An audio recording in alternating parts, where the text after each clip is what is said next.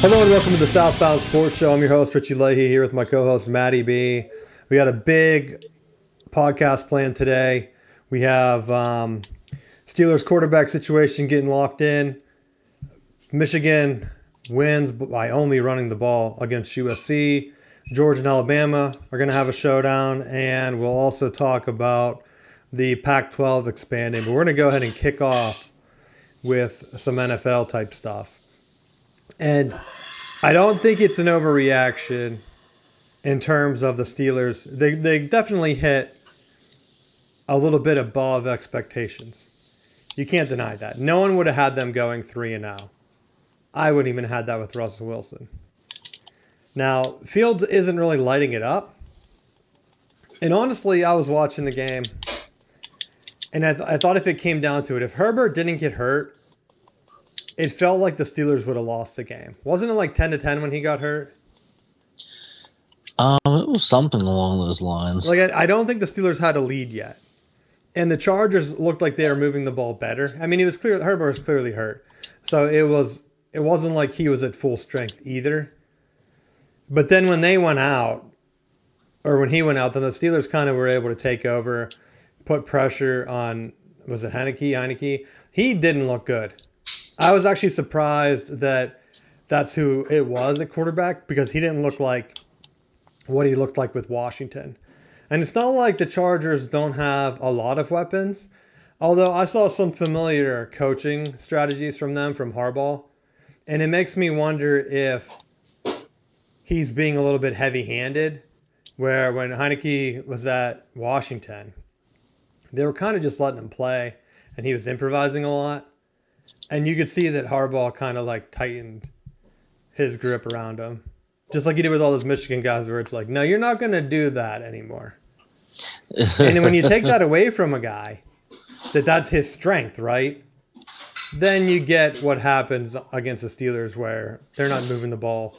They don't look good. The quarterback doesn't look comfortable. I mean, that's kind of the thing that has evolved with Harbaugh's coaching, that I think a lot of NFL people that he went to Michigan, they kind of haven't paid attention to him. They probably thought, well, the struggles is probably due to recruiting or something. Because, like Nick Saban's able to recruit a top school. If Harbaugh had number one classes every year, he probably would have won multiple championships. And then he comes back to the NFL, and I think some of those bad habits of, like, not trusting your quarterback are kind of showing with that Chargers team. And I don't think that works in the NFL. Like, he didn't come back, and he's not just letting loose like he did with Kaepernick, where it's like, well, we got to just kind of play to his strengths, let him run around and do whatever. Because Heineke can do that. And I don't think that he was broken going into LA. So that's something to watch if you're a Chargers fan, if you're out there, because if Herbert ends up missing a lot of time, Harbaugh's not going to get a lot of wins out of Heineke. That's just a fact. I've seen it at Michigan. Like, you get the backup in there, and he's so worried and concerned that something bad's going to happen that you're just not going to move the ball, which is exactly what's happening at Michigan now. Coaches have learned from him, which we'll talk about later in the show. But let's stick on the Steelers now. Wilson is out. Like, if he comes in, I don't think they're going to be able to switch the team now. Talking to some people around the organization, right? It seems like Fields has the locker room. In the NFL, that's kind of a big thing, right?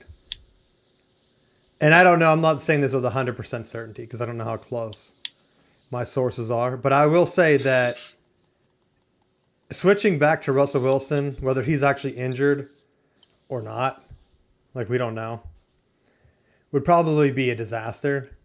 And they might not win a game the rest of the year. I don't know. But the defense is playing solid, and the offense is kind of just doing what it needs to do. And is that a recipe for success? Long term, I don't know. I get the feeling that it's not going to be enough. I get the feeling that it's going to be similar to Steelers seasons of past, where they get around 500 at the end of the year, because the wheels are going to kind of fall off of this offense. They just have to, I would think. I just don't think it's sustainable. And I'm trying to see what their actual stats for that part is. But I'm just saying that I don't think long term, to me at least, Fields is going to be the answer. Because the Steelers, they got up 10-10. They scored 10 in the fourth quarter. But that was it. When Heineke came in and they couldn't move the ball, just to prove my point, like he only threw 2 attempts in that game for 24 yards. Like Harbaugh cramped that down, and that was pretty much the game. He got sacked. Does this tell me how many sacks he had? He got sacked 3 times. So he wasn't just processing the play. Lost 28 yards. Like, you can't have the backup come in and get sacked 3 times. On the other hand, Fields did throw more, didn't hit 300 yards or anything, had an interception. His rating's under 100. It's like he's making strides, but to me, can he win a game by himself? And I don't think he can. What do you think? I mean, I don't think that he can, but I also think if you follow the lines of how Pittsburgh teams have won in the past, I don't think he has to. I mean, I think the biggest thing is he can't lose games for him because the formula's there. I mean, it's the same thing that drove us crazy for years. It's don't turn the ball over, get yourself in field goal range, field goal teams to death, and play defense. Allow the defense to take over games, and you stand a chance. Like, the defense is playing outstanding. They have a well-stocked defensive unit now with the linebacker additions and draft picks that I really think they can ride it out. I just don't think they have enough weapons on offense. Because I've heard a lot of other Steelers friends of mine tell me that. Don't worry, dude. They've done this in the past. But, like, those teams had Jerome Bettis, Hines Ward. Like, you had Hall of Fame dudes. Do they have a Hall of Famer on this team? I mean, Freiermuth has looked good. You could say possibly Pickens, but is Pickens just the next wide receiver in a long line of Steelers receivers that might just be taken advantage of like a system? And then Calvin Austin had a great game. He was the one that kind of came out of nowhere, at least for me. Because I would have thought that like they would have used Cordell Patterson more, and they haven't. They talked about being like, oh, Cordell Patterson, he could play every position. We're going to have a running back, kind of like a poor man's Deebo Samuel, and that's what they kind of just got, a poor man out there running around. But did Warren get hurt too? Yes. Yeah, because he got that to me, I think, is a killer long term. I didn't see if he's coming back or not, like how bad it is, but to me, he's the best looking back the Steelers have. It's still, Najee Harris is still like, I'm waiting for it to click, and at this point, it's been how many years? It's not going to click. It's never going to click. Like, look at Derrick Henry going to the Ravens, and he's automatically made them better at running the ball, which is kind of maddening, right? Have you seen him just like pounding around under there? And you're like, dang, what? That's what everyone thought Najee Harris was going to kind of be like. I know he's not probably as big, but you would have thought he'd been making at least some game-breaking plays. But he's not. Heck, even Eckler had some big game-breaking plays yesterday. And I thought he's gone for. I thought his new thing was just going to be starring in as the husband in Netflix documentaries. I don't know if you know that, but randomly, I got like Netflix is showing me like, you need to do this. You need to watch this documentary. You know, they like show you ads all the time. Well, I was I'm watching it, and Eckler pops up. I'm like, holy hell, that's Eckler. How's he related to like this TikTok dancing thing? So his wife is like involved somehow. So then I was like, oh, he's done. There's no way I'm drafting him this year. If he's appearing with his wife in some TikTok documentary, then boom, had a big game yesterday, and I think he got hurt anyway. So hopefully he has a speedy recovery. Because I do like him. He did win me 2 fantasy championships. Well, I won in spite of him last year, but Not his fault. But I thought it was funny that I recognized some random football player. No way that you should do that. Well, I mean, when he's on your fantasy team, it makes sense. Bro, the other one, Case Keenum, did you see that commercial? Who the hell knows who Case Keenum is? Like, did that? I don't know if you saw it. So it's like an insurance or something where the guy's trying to back up his car. And he's like, his wife's like, we need to get the backup in. And so Case Keenum's pretending like he's the backup quarterback. And he comes in and backs up the car or truck for him. And they're like, career backup, Case Keenum. And I thought, how cheap is the budget for this commercial? That they're like, we need a backup QB. And only diehards, like I know you probably know who Case Keenum is.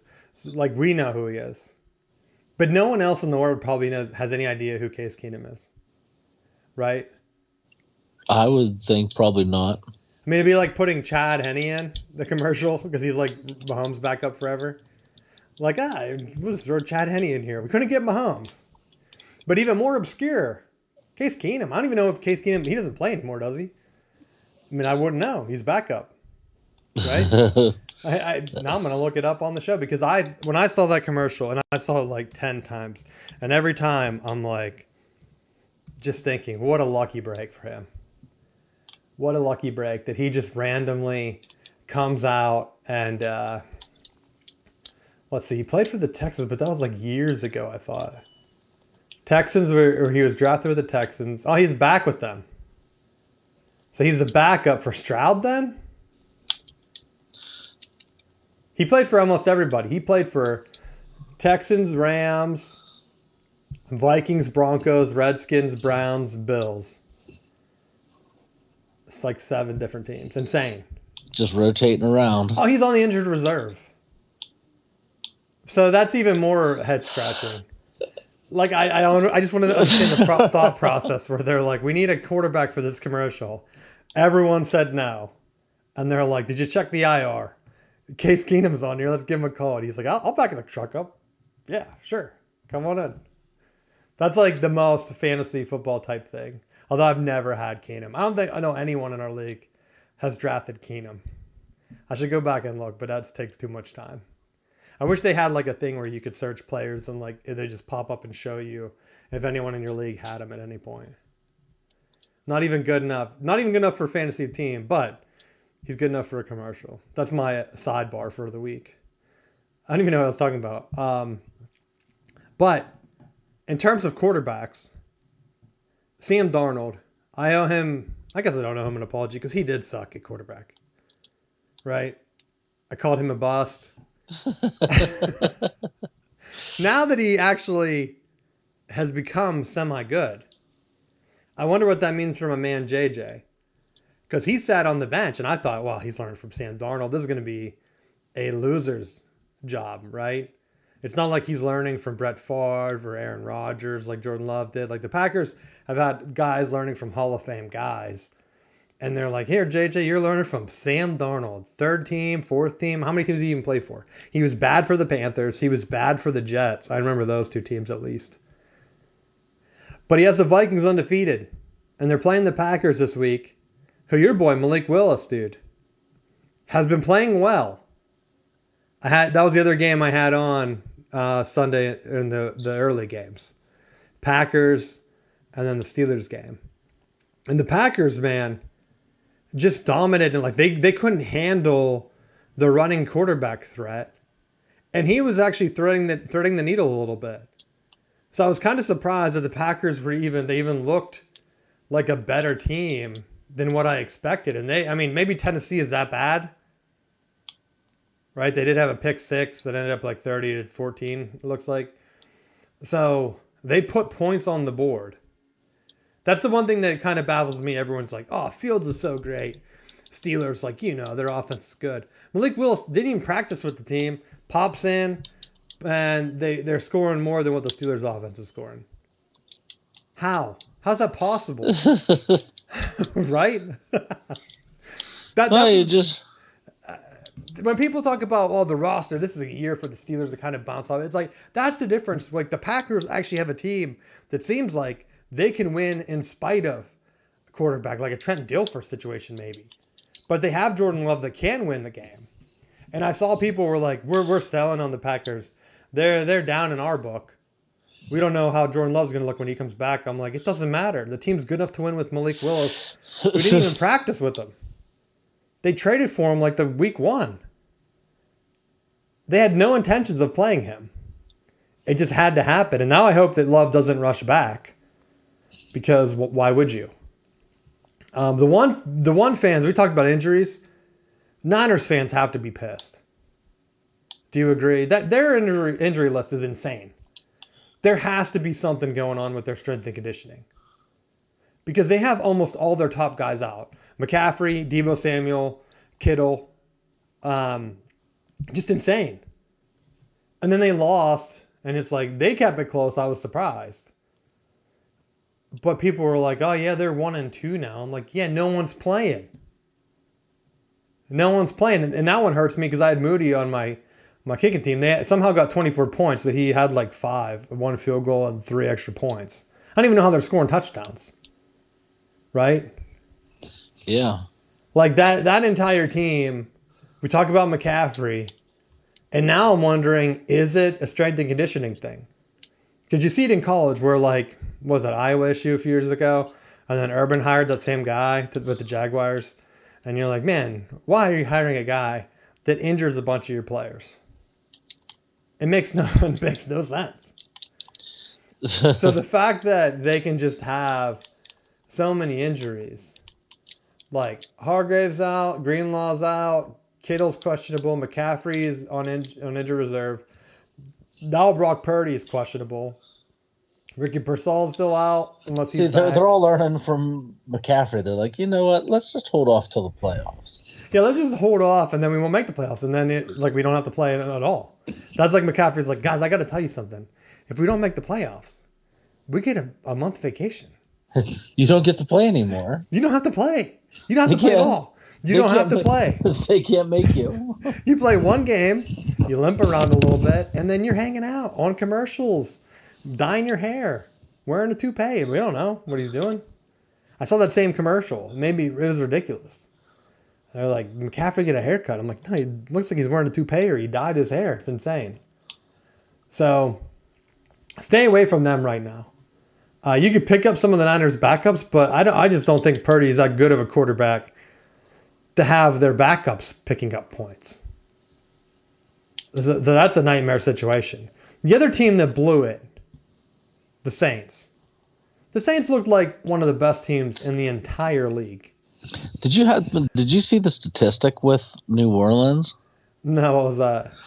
They had a stat that was like, there hasn't, since they started off 2-0, and then they just lost their first game. They're like, there's been no homicides in New Orleans, and then they lost, and it was like a couple days later. They're like, and there's a homicide in New Orleans. Like, and we're back.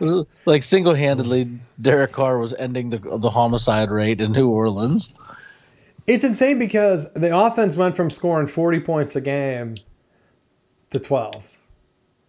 And the defense held the teams. They've been holding them 10, 19, 15. So the defense did their job. It was just all offense. And like they had the one pass to, was it Shaheed down the sideline that he kind of just like, I know it was a little bit broken up. But if he would have made that, if they had a guy that could make a contested catch, maybe. But this past weekend, there were so many just crazy wins. Like Denver was putting it on someone. I forget who they were even playing. Was it the Buccaneers? Like they killed the Buccaneers, and the Buccaneers had looked good. So this is the week that's like, it's almost like the third week is the gambler's death. Everyone's talking about, well, I guess the week before when Barkley dropped that pass, that was like Monday night, or was that Thursday night? I don't even know what game that was. But that supposedly killed a lot of people that were like in polls and things for the year because they had Barkley drop that.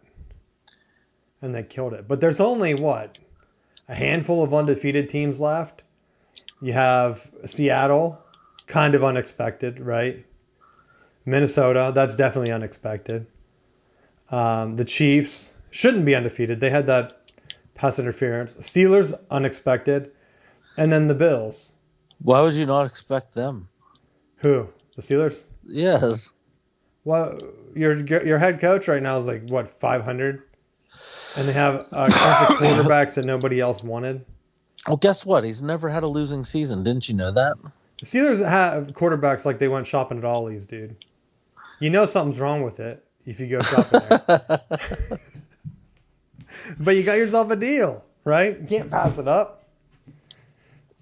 So that's kind of like what I just think of. Every time they win, it's just going to be more heartbreak. It's not, the Yinzer party hasn't started yet. We haven't hit Bucktober levels, right, of insanity. But because they played crap teams, Falcons, Broncos, and Chargers, who knows? Like, I could see the Chargers winning 10 games just because of Harbaugh and the extra game. But will they make the playoffs? We don't know. If Herbert's out, they might not do anything. The Steelers play the Colts next. And Richardson looks like he hasn't been doing anything. That's my worst fantasy thing right now is quarterback. I picked up Deshaun Watson, and I should have played him. I think I still would have lost, so it didn't really matter. So I wasn't feeling super sad about it. But I thought you can't just go down there. I think there were 3 times where he went down and could have scored, and he threw an interception, and then like something else happened, like had to settle for a field goal because of penalty, and it was the same thing with the Commanders. I think I had Robinson running back, where he was stopped like at the goal line on 2 different drives, and then Daniels ran one in, and then I think the other one was like a pass instead. And if he would have scored on both those instead of being stopped short, I think I would have won. I think I needed the running back more than I needed Richardson. But then the way he threw that interception, like it's just crazy how. I mean, my team, they all had a bad week at the same time, which is good. You'd rather have that, right, than a week where no one has a bad week. But the crazy thing that I bring that up is that I have like the second highest scoring team, but you are still undefeated with one of the worst scoring teams. That's right. Of all time. So much that now the app sends me updates on your team, which I send Matt a picture. I sign on. It's like I get my alert, and I thought, yeah, I know I lost ESPN. I'm not going to read their write-up. And then they had like some movie titles in there, and I'm like, okay, let me see what the heck they're writing about here. And it wasn't even about me. It was about Matt. His team's like 100 points behind mine on the year. We're only 3 weeks in. And I'm kind of just curious because your division, because we have 2 divisions, doesn't look that tough.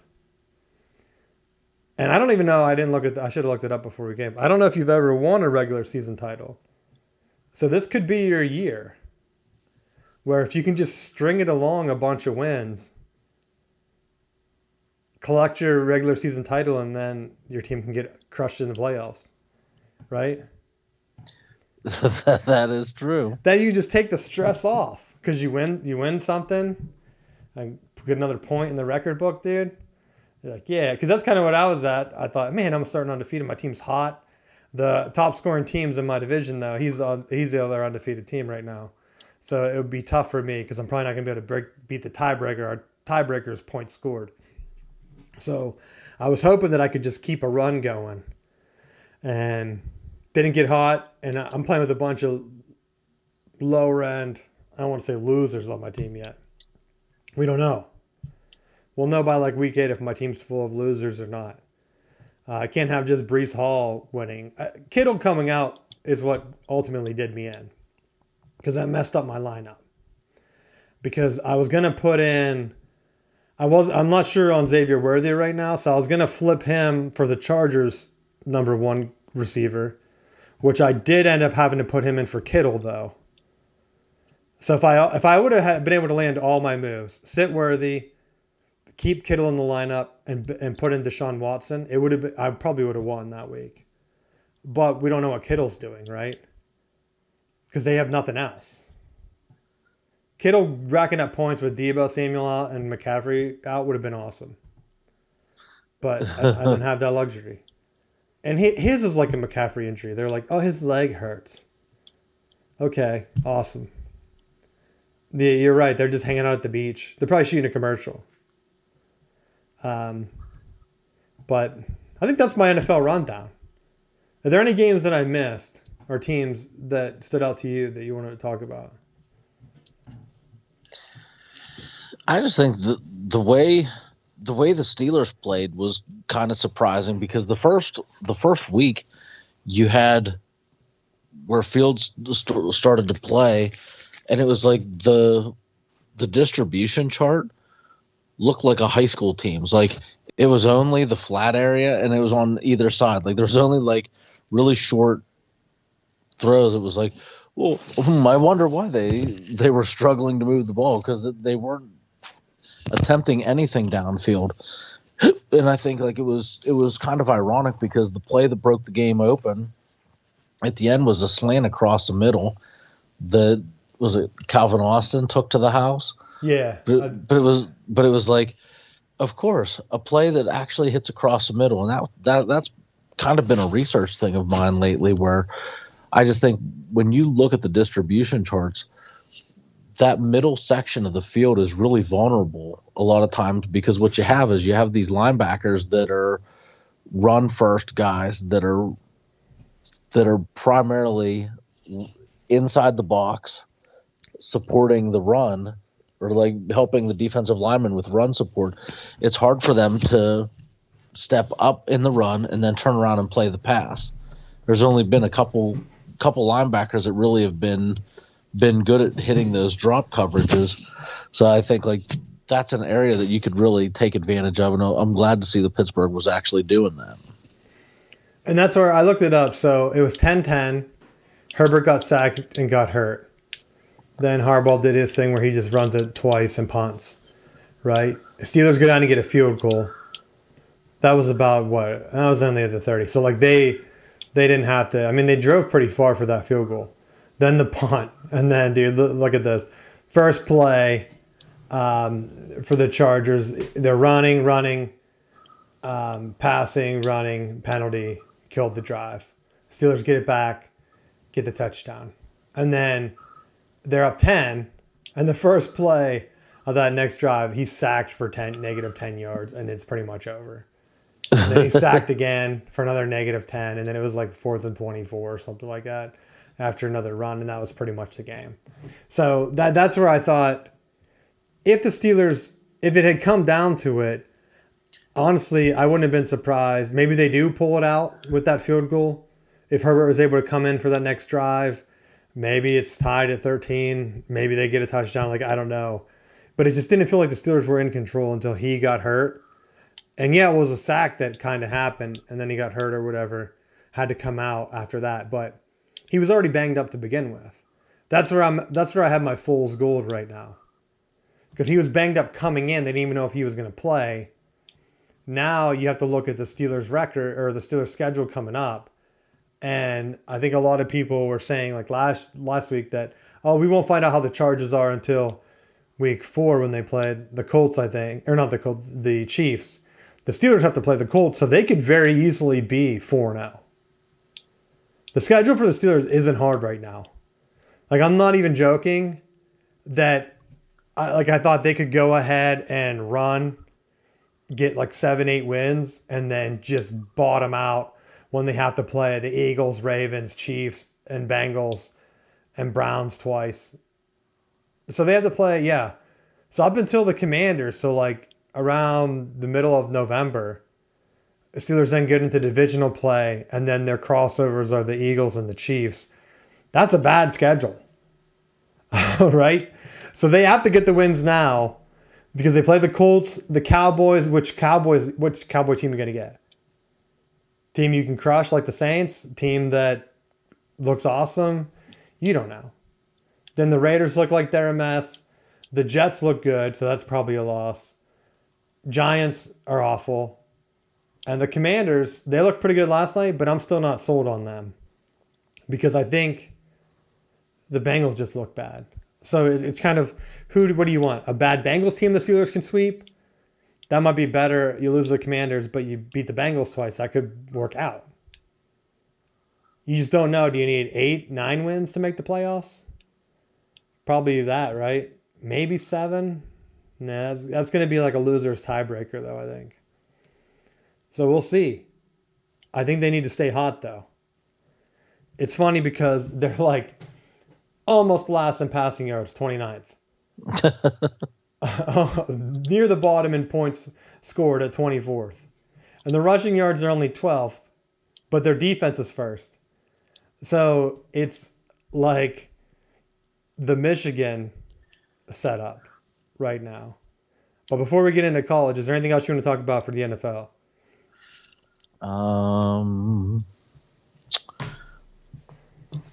I thought I did, but maybe not at this time. Oh, He'll your probably boy, come back to me later. Derwin James, dude, isn't he getting investigated again? Well, they Since we were talking about the Chargers. They they very conveniently have suspended him so that he can't destroy Mahomes and Kelsey next week. So, well, they were saying like, oh, he's a repeat offender. I thought they already did this once, right? They said he lowered it. I honestly don't remember the hit. That's not what hurt Herbert, is it? Or no, he's on their team. So what the hell am I talking Yeah. Unless it was an injury from practice. No, going crazy there. I don't know what, like, they seem like they're going after him all the time. But I see helmet to helmet hits or lowered the head hits in the games, and they don't say anything about it. Like, there was one, I'm pretty sure it was the NFL. I forget what game it was. It was one of the night ones because the announcer was annoying me. So there's a good chance it was Herb Street or maybe one of the guys on Sunday Night Football. But basically, the receiver dropped the ball, right? And then the defender blasted him with the head down. And they're like, well, how is he supposed to know he didn't catch the ball? And I thought, he's supposed to have his head up.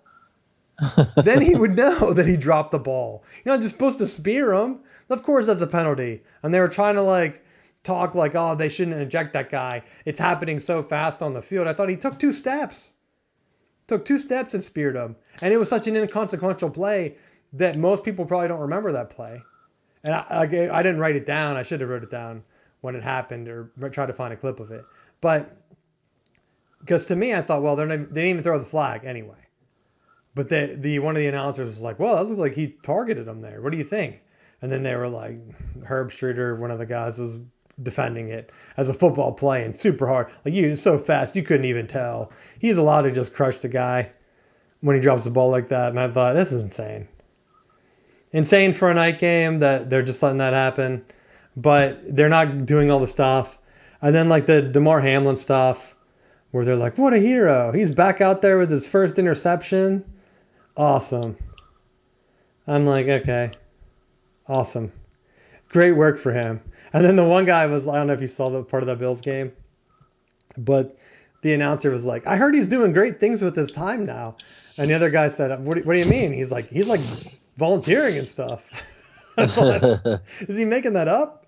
Like, he didn't say like, oh, he started, DeMar Hamlin like started to do like, who knows what he would even be doing, right? Charities type work. But that was like, they just want to talk about something random, right? Not like, did you see that survey before I go to college where it's like at least 20% of NFL vets think that they have some type of brain damage from playing football for too long? That doesn't surprise me. Yeah, because they're all like kind of crazy. And a lot of those old guys, because you think about it now, they're doing the surveys with the old equipment, right? I've worn that old equipment.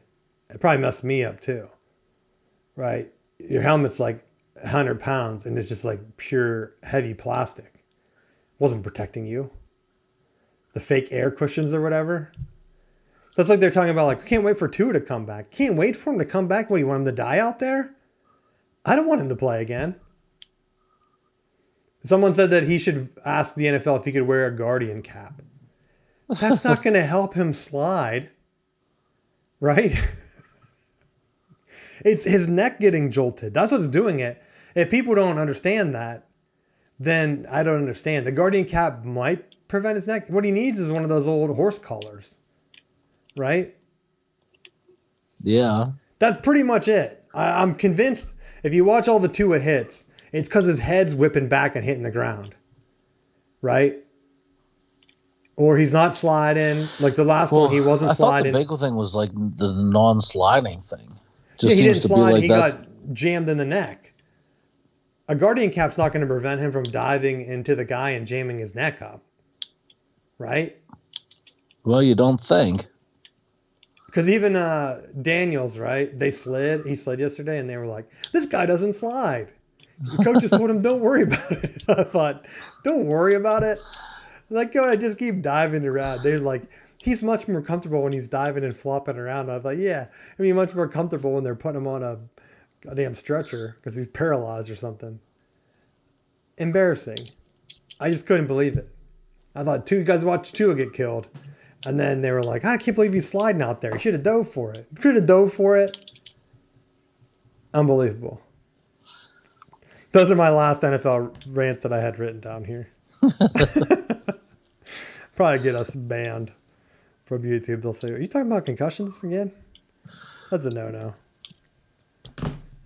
It's always like there's that one quote that always comes up. I don't even know what the hell it's from, but they're like, "The NFL owns Sunday now. That day used to belong to God." Like, what does that mean? Why does that keep popping up on my timeline? Is it like that Jesus commercial they always like have that ad for Jesus now? It's like a weird commercial, and at the end it's like Jesus, he loves you or whatever. Have you seen those? I don't know if I'm like targeted, but who knows? Let's get into college. I watched. Hold on, Probably. we're gonna lead this one off with Florida State is in the win column. I almost brought that up because Austin from the Steelers went to Memphis, and Memphis they got hit with the Florida State curse. They beat the Noles, and then they lose the next week, right? So every team now with Cal, they lost to Florida State. Does that mean the inverse happens and they win next week?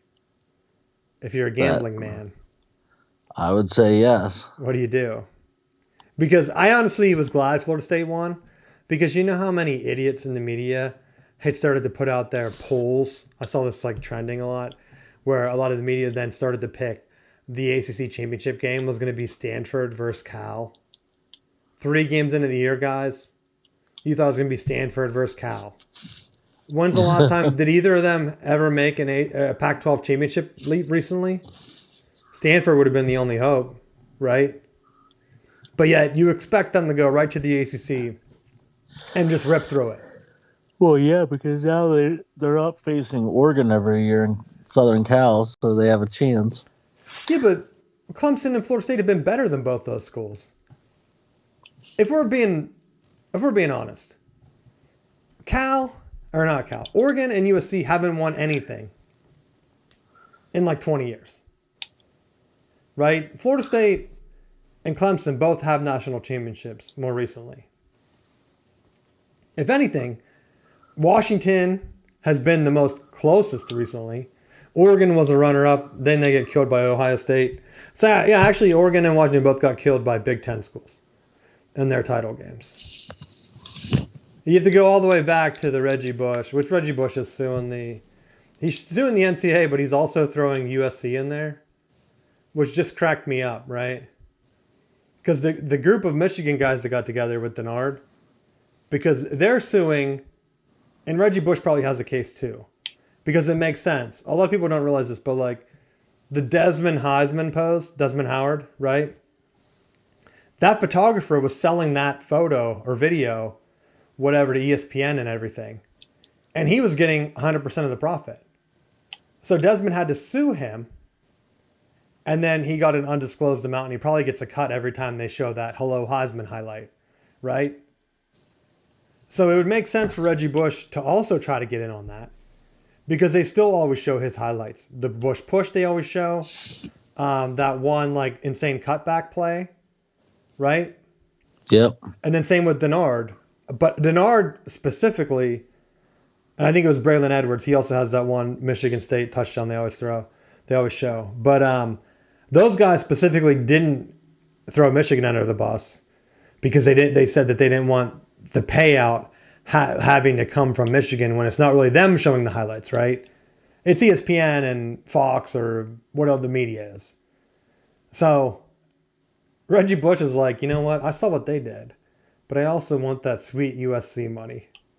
Because why not? Why not burn a couple bridges, right? Because like you want them to keep showing the highlight. Because this is what's going to happen. It seems like Desmond already has some type of deal. Probably Charles Woodson has some type of deal too. They're on TV, right? Well, I'm sure there's some animosity too that he's like, well, they could have stuck up for me.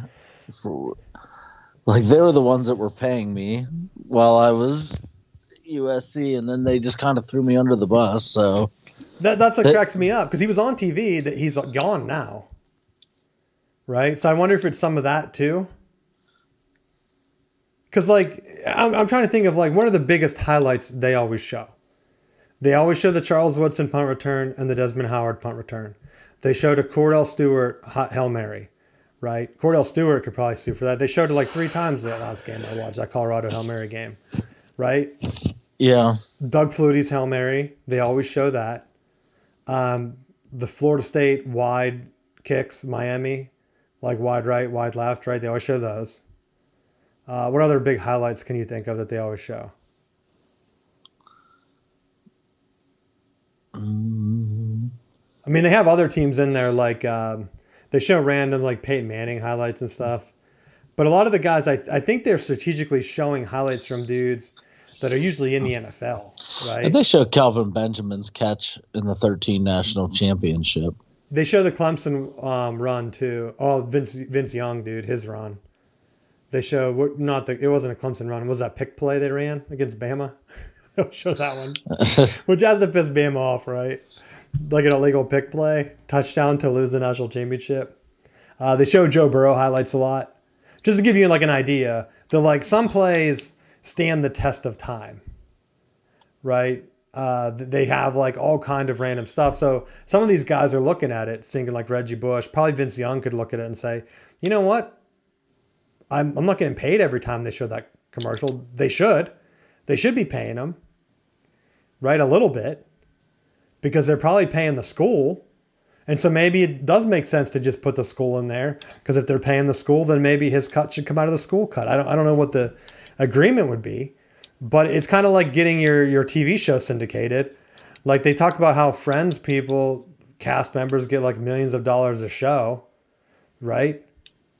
Every time they syndicate it, like every year because of how many times they show it. I would think there's more people watching football than they are watching Friends reruns. Like that's a fact. I mean, they might draw like 1 million, but some of the football games are getting 10 million, right? You play at Michigan against Ohio State every year. There's over 10 million people watching it. They're showing the same Desmond Howard, Hello Heisman highlight every year. Every year they show the same play. He should get a cut of that. Whatever the payout needs to be. Desmond, Charles Woodson, when they show his highlights, they should get a cut of that. Now they're going to be showing like JJ and Blake Corum highlights probably at that game, because they won the national championship. More recently, you had some of the other Ohio State ones where it was like Ezekiel Elliott running wild before, right? Troy Smith. So like those guys, I think probably Maurice Claret, they show him in that highlight reel. I kind of block out the Ohio State highlights, so I don't really know. But we'll say that they do show some of them. And those are all guys that, they want the money. They'll trade their gold pants for tattoos and stuff. That's just the Ohio State way. So maybe they'll follow in Reggie Bush's thing and try to get the money from the school. I don't know if it's going to pay off, though. I just don't know. Because do they show USC highlights that much? Maybe. Maybe not. He's not on TV anymore. But we'll see. But yeah, in reality, the ACC, NC State, every time they get like picked to go, I knew Clemson was going to kill them. I thought Clemson's going to destroy them. I didn't think it was going to be that bad. Honestly, Dabo should have scored 100 points. Not because of being a jerk, but just because everyone's been doubting him. And the Clemson fans have turned insane. They were mad that Dabo put in his third string early Because like, why would you want your guys to get experience? No, no, they should have throttled NC State by 100 with their first team in the entire game. Because that's what Tennessee did, right? Tennessee played their starters the entire game against NC State and won by a more comfortable margin. Clemson looked better than Tennessee against a common opponent to me. Right? I went back and watched both games. Tennessee, they're riding the hype. They have him like in the top 6 or whatever now. Do they deserve it? I don't know. They have Ole Miss up there too, and Missouri 100% doesn't deserve it, right? There's no way Missouri's squeaking it out versus Vanderbilt or whatever. That's where I think the 8-game schedule and some of these weak expanded conferences are going to cause problems for like a playoff, right? Because if like Missouri were to make it and then they get throttled by like Ohio State, and then like what if the SEC is like 0-3 or 0-4 in the early round of the playoff because they get so many teams in that probably don't deserve it, right? They're bound to play each other at some point. I just don't know. Maybe I'm wrong. Maybe the SEC will win and it will just be a 4-team all SEC experience for everybody, right? That'd be funny. It's plausible. But I did see that they're starting to sneak Clemson back up. They're right behind Notre Dame, which Notre Dame is another joke. Yeah, they killed Purdue, but did you see last week they tried to rank Northern Illinois? And then, of course, they lost because they're not good. But Notre Dame didn't fall, right? They just kind of stayed where they were. They actually moved up one point, Matt. Because why not? They have one bad loss, probably the worst loss of everybody that's ranked. Although I'm not sure what some of these are. So Michigan lost to Texas. That's the best loss. They're the highest ranked team. USC lost to Michigan. They're 12. Or they're 13, so Michigan's 12. That's the next best loss, I believe. LSU lost to USC. So like they have those 3 teams right next to each other. Then Notre Dame. Why? They lost to Northern Illinois. They should be the hell out of there. Get out of there. Clemson lost to Georgia. In no world is Clemson's loss worse than Notre Dame's loss. If Notre Dame played Clemson this weekend, I would bet on Clemson. There's no chance right now, after that crushing by Clemson against NC State, that in any world that Clemson shouldn't be right behind LSU or hell even maybe above them. I don't even know how good USC is. But I don't think we get to see that game this year. Now, so Notre Dame like plays nobody. So if they back into the playoffs, it's going to be Florida State, dude. I guess they play Louisville, then Florida State. Florida State's going to be, everyone's going to be cheering for Florida State that week to eliminate Notre Dame from the playoffs. And then they play at USC, which USC's quarterback, I know I said I wasn't high on him. He did throw a pick 6 against Michigan, but dude, he was getting killed last week. So I will give him credit for standing back there and giving his team, I mean, basically a chance to win until their defense blew it. But that was my thought this week. How are you ranking these one-loss teams whenever you just have Notre Dame in the middle and they have the worst loss out of anybody?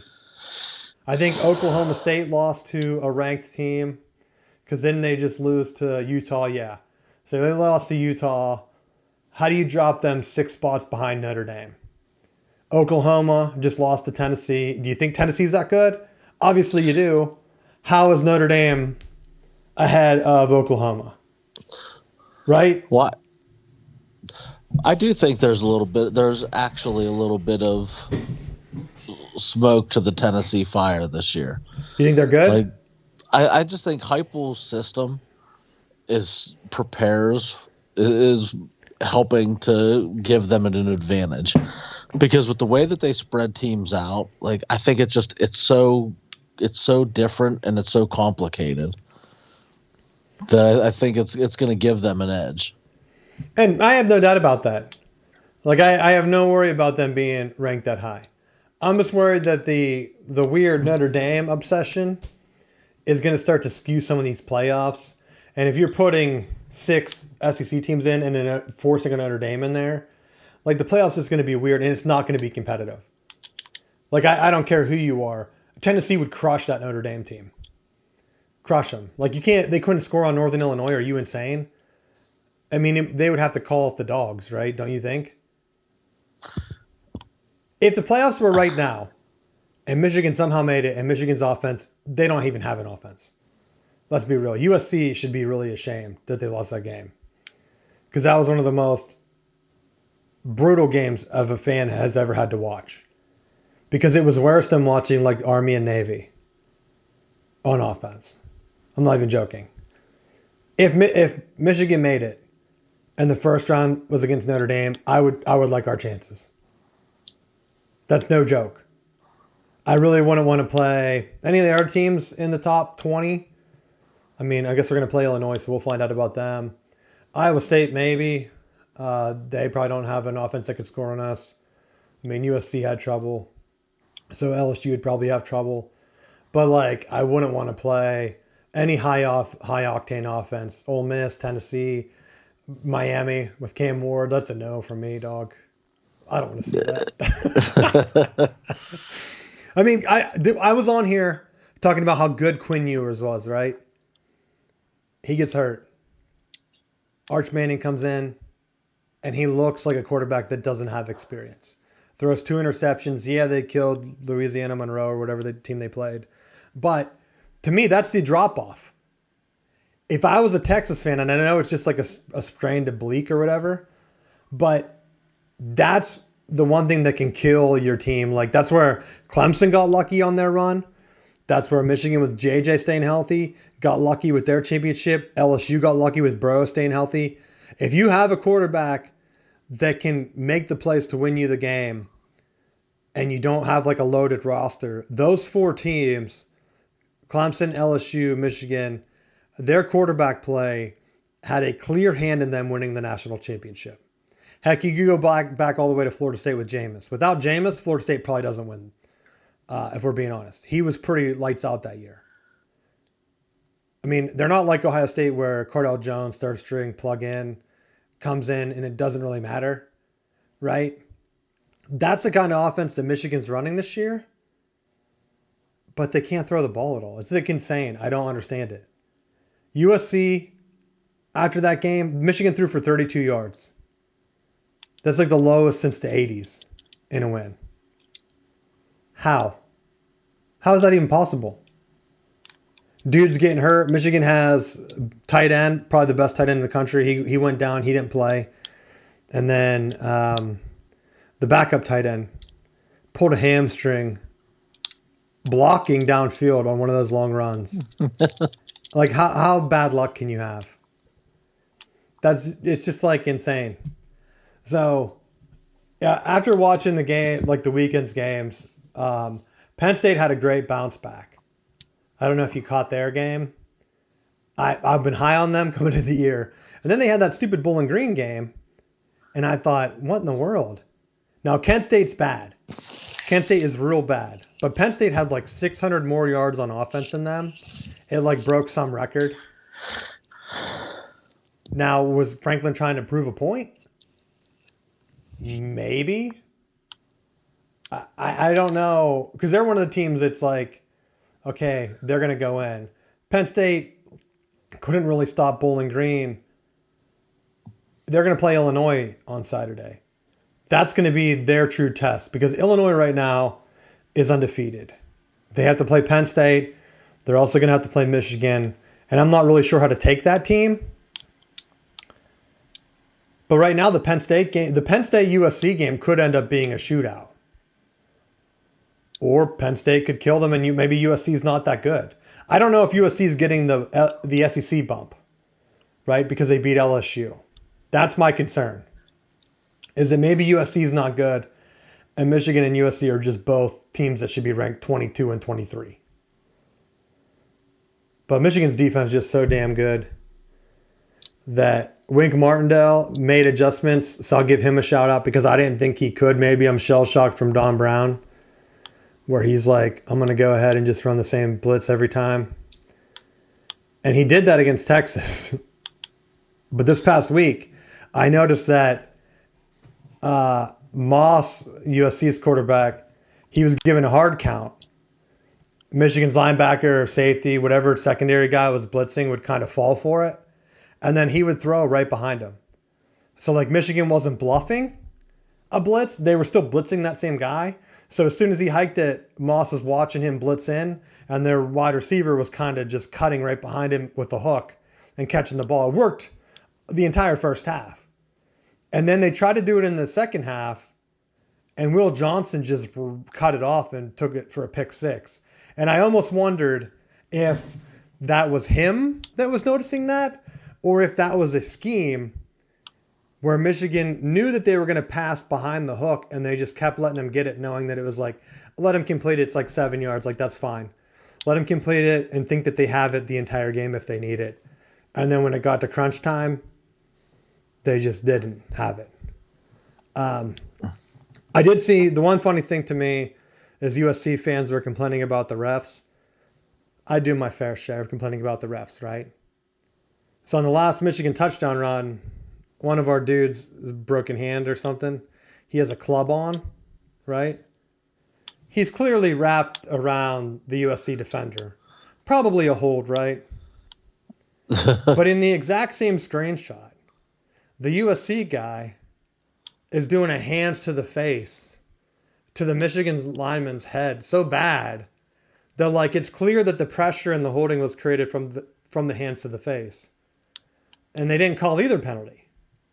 Right? Because the hands of the face would have been the death knell to USC, right? That would have been automatic first down. And Michigan could have just ran the clock out and scored a touchdown. USC would have had no chance. I honestly thought USC at that point should just let Michigan score because your offense is your strength, right? You would think. You're getting your ass pounded. Michigan's running the ball right down your throat the entire drive. Just let them score. Let them score, regroup your guys. Lincoln Riley, your entire thing is offense. He didn't impress me on Saturday. I thought Wink Martindale outcoached him. And yeah, Wink coached in the NFL, right? So he probably knows what he's doing. But I honestly was surprised by that. I thought Oklahoma Lincoln Riley, I think would have put up a better fight, if I'm being honest. I don't know what it is, but he doesn't seem like he fits there. There just seems to be something off where his offense, I don't want to blame it on the quarterback or something, but his offense seems like it's simplified. Is it because Oklahoma had better skill players? Like, because they had, like, maybe Texas recruiting is better in terms of, like, power running, but they didn't have any of that. They couldn't run at all. Like, I don't know what the stats were, but at the one point, they were like negative 12 yards rushing. And I thought, oh my gosh, USC. Like, are you insane? You're coming into the Big Ten. You have no rushing game at all? I was very baffled by it because I thought, like, part of Lincoln Riley's scheme was running the ball and then throwing around it, right? They couldn't do it. Couldn't do it at all. So I don't even know how to take it. But the game was such an anomaly that I had to just talk about it. Yeah, he threw for 3 touchdowns. He threw for 283. He had the 1 pick six. That was it. Their running ended up being 96 yards. So they almost had 100 yards rushing near the end of the game. Because Michigan's offense, the third quarter, they had like 6 yards. So USC should have won the game. Michigan's defense had to be tired. I don't understand it. That's my only thought going into it. If talking about ranked teams, I don't know how the Big Ten stacks up compared to these other conferences. In terms of conferences, though, the Pac-12 is back, baby. I didn't think that would happen. And I'm kind of annoyed, if I'm being honest, because I wanted there to be less conferences. By bringing the Pac-12 back, now we're going to have, 10 conferences again? I was hoping that they would eventually consolidate down to 8 conferences where we could have a pretty standard 16-team playoff, where the 8 conference champs get in, and then you have 8 at large, which is very similar to what it is right now, because it's a 12-team playoff. So you get 4 conference champs in, and then you get 8 at large. So, or no, I think they get 5 conference champs in. So 7 at large. So you're in my version, you would actually get one more at large team in, and then all conference champs would be in. But for that to happen, we need to get rid of a conference or two, right? You can't be having 10 conferences because I don't want 10. I don't want there to be less at large. And I don't think that they would ever go to that. I think they would rather jump to a 2014 playoff if they're going to let all conferences in. And I do think all conferences should get in. But now they're rating the Mountain West. They're grabbing teams from that conference. And before, if you remember, they tried to pitch a merger. So the conference members that didn't accept, that are going to be left out in the cold, how bad do you think they feel? Like, they had to realize that it was going to happen. Unless they really doubled down and thought, well, if we don't merge with them, maybe they'll get an invite to the ACC or something, or the Big 12 will eventually invite them, which honestly could still happen. I don't know. The Big 12 has been trying to recruit like UConn. There's been some discussions with their basketball program. I've also heard that Villanova has kind of shown interest in bringing, because they had their football program up, they dropped it back down, but they know that in the Big East, they're only getting basketball money. You're getting a ton more money from the football side of things. So if you're a school that's going to show some value in terms of basketball, which the Big 12 seems to value, because let's be real, every time a team from your conference makes the NCAA tournament, you get a million or $2, whatever it is, like $3 million maybe payout. So if they had some basketball schools in there, the Big 12, they can kind of make up their ground, especially compared to some of the smaller conferences that might only get 1 or 2 bids. You add a UConn that's getting a bid every year, maybe a Villanova that's getting a bid every year. It could offset their football cost. And the new Pac-12 saw that discussion, and they went in. They added Gonzaga, and I don't know if it's finalized, but they're offering them a full football-included payout, which is insane, because Gonzaga's in the West Coast Conference, I think. So their TV deal has to be worth like, what, $1 million a year, if that. You're going to go, I know they're not going to get probably $30 million a year like the Big 12 or whatever the ACC has, but you're going from $1 million a year. They didn't say that they have to add a football team from what I've seen. They're going to probably get $15 million a year now. Their budget just increased by 15 times.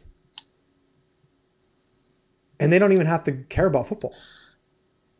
I mean, for them, maybe it would make sense to try to just become the West Coast kind of like Notre Dame, like private school type deal, where they start a football team and maybe they could fill the void left by like USC or something, where you're pitching like a private school education, come play football on the West Coast, and you're playing against a bunch of state schools in the new Pac-12, where you don't really have to compete, but knowing that your conference, what they're trying to do is get the Pac-12 to be the de facto 5th conference in, which is going to hurt the MAC. It's going to hurt, what, the Sun Belt? What's Liberty in? Are they in the Conference USA? Conference USA. So, like, in terms of, like, the past, some of these other conferences, I think just because of name recognition for Oregon State and Washington State, I think with the 5-team playoff, it's going to be hard to keep an Oregon State from being ranked higher. And this isn't like a shot at any school, but like, let's say right now, let me just look around real quick. I mean, Army and Navy are both undefeated in the AAC. Liberty is undefeated. The MAC has no undefeated left, so they're probably out. Washington State's undefeated. And then the Sun Belt right now has James Madison. In terms of clout, if they end up being like a tie, where it's like either Washington State or like, let's say, Liberty right now, I guarantee the pollsters are picking Washington State every time. I mean, there's a weird hate for Liberty for whatever reason. But even if it was anybody else, like let's say it's James Madison, you're still going to have the same media members that are picking Notre Dame to be ranked higher for no reason. they're going to pick Washington State. I don't think Washington State can get in right now this year. They can get in the playoff. Let me just rephrase that. But they can't get the conference auto bid. Is that right? That sounds right. I think they need 8 teams in their conference. So with the defections from the Mountain West, now they're a team down. So they have to add another team. And this is where my big concern is. They're talking about adding like North Dakota State or someone, a team that doesn't even play at the highest level, which again is going to add one more team that if we're trying to get into this super conference type pure playoff push, I'm concerned about.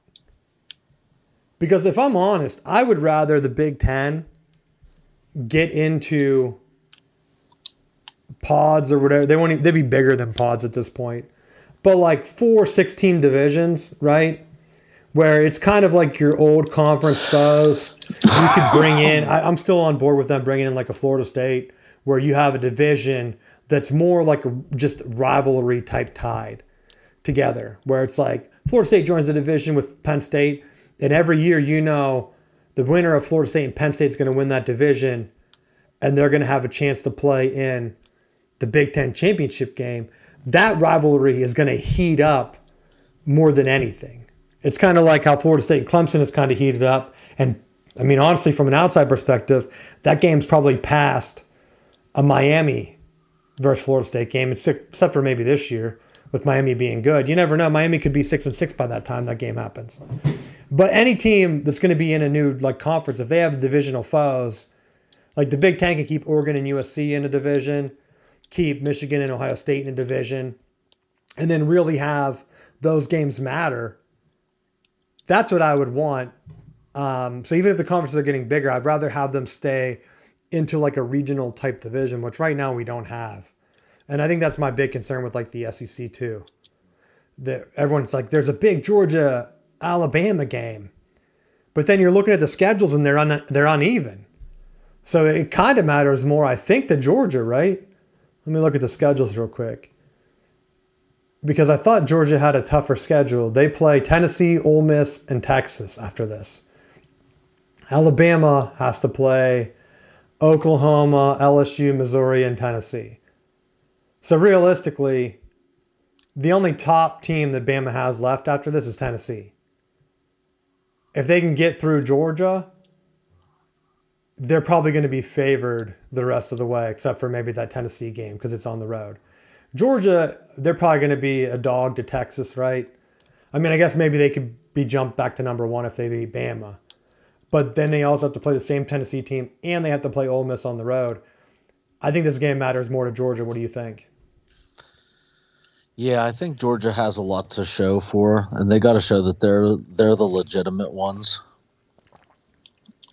Alabama has a new system. I still don't think Milroe fits into that system. But this will be a really big test. And I'm glad we're kind of getting it because in years past with the split divisions, I mean, Alabama and Georgia have only been meeting in the SEC championship, right? Yeah. And by that time, things are kind of figured out. And I think that's why Georgia kind of really hates Bama because they've been losing to them. Except for the rematch that one year. Right? Even last year they were complaining, we would have been the champs. It's like, you can't even beat Bama. What are you talking about? The champs of what?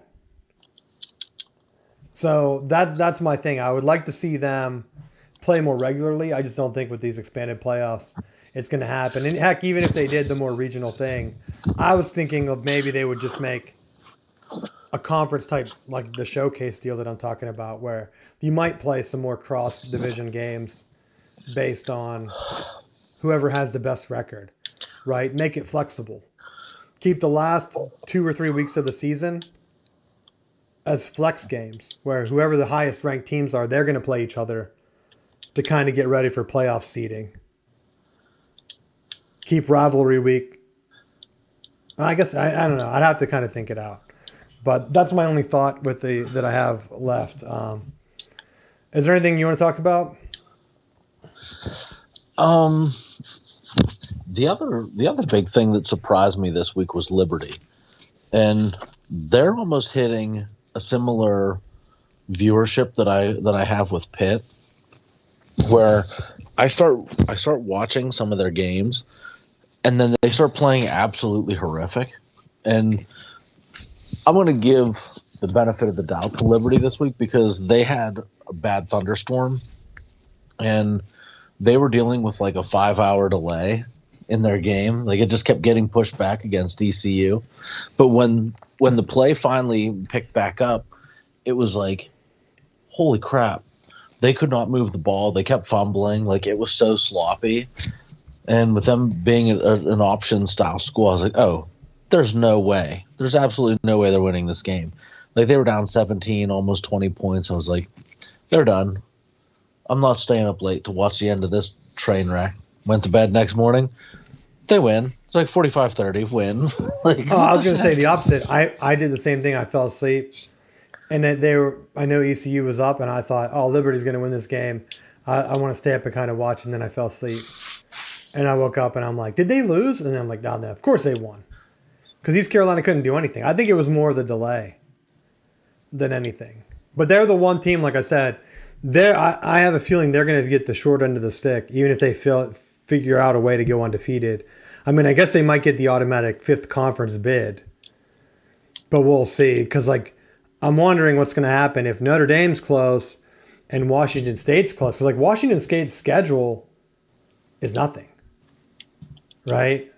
So when we come down to the end of these years, what's going to happen whenever they're trying to seed or rank teams? Because, like, Washington State's undefeated.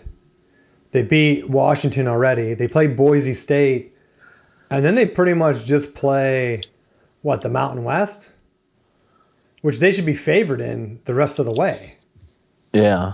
I think. I know they had a shootout with San Jose State, but some of these games aren't really close. But, like, what if Washington beats Michigan, beats a couple other teams, right?